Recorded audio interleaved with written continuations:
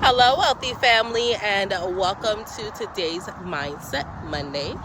Today we are coming to you from the beautiful, ever-shrinking, endangered Everglades. Yeah, we drove back home for the weekend. Not even for the weekend.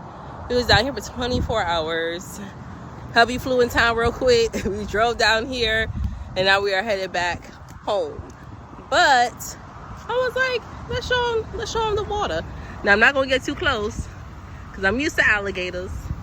I'm used to the iguana shit. When we got to our destination yesterday, there was an iguana right there running around underneath the car tire, and the baby wasn't even afraid. Super proud of him. Y'all see I don't know if I caught him on camera. They walking away. But, yeah, I wanted to just share a Mindset Monday. The mindset that we should have for the day, Everglades.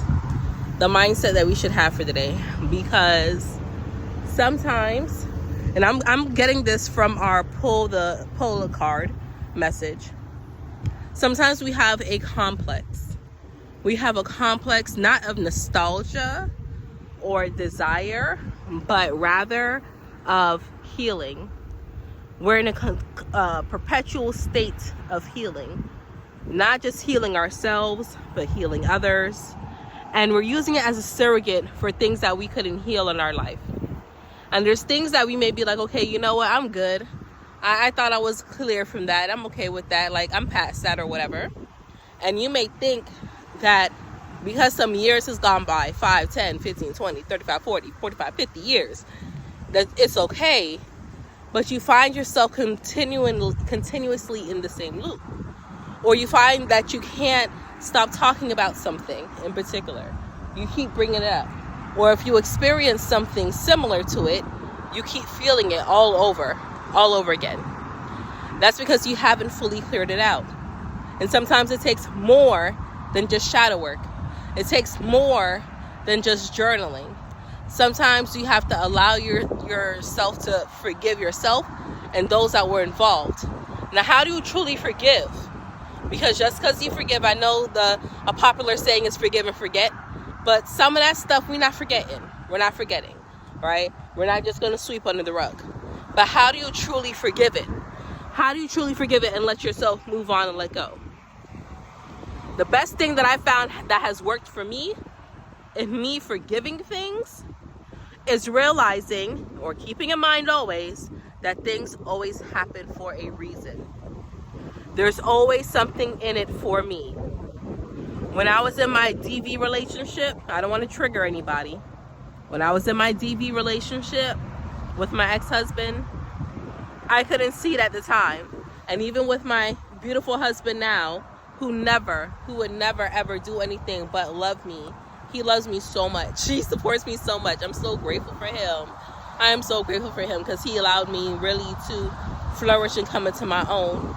But when I was in getting back into contact with my husband now, right, relearning him and beginning a relationship with him, I hadn't forgiven my ex-husband. And sometimes I would take it out on my husband now. And I had to realize that what my ex-husband was doing was showing what I thought of myself.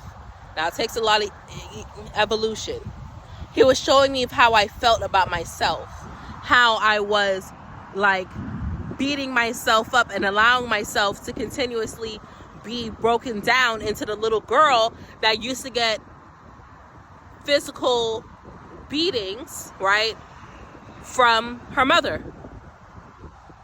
I used to get extension cord, belt, sorry for the trigger warning.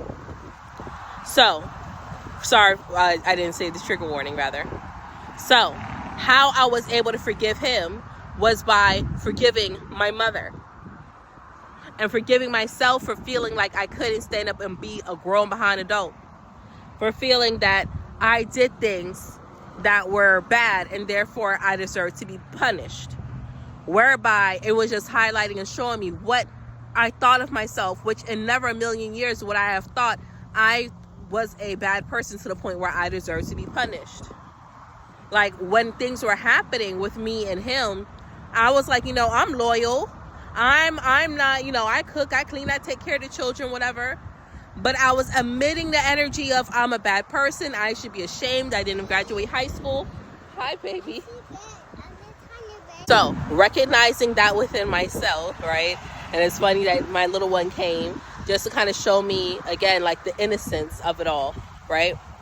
But when I allowed myself to forgive myself, I was able to forgive my ex-husband, and I was able to forgive my mom for behaving the way how she behaved, right?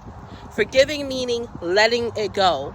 Letting go of the part that they played, because in the grand scheme of things, it wasn't so much that they were being like mean and abusive because they're a villain, but more so it was an agreement that we all had, that my soul had with them, that they had with me, for us to, I had to look up in the tree because them iguanas will be in that tree and will drop out.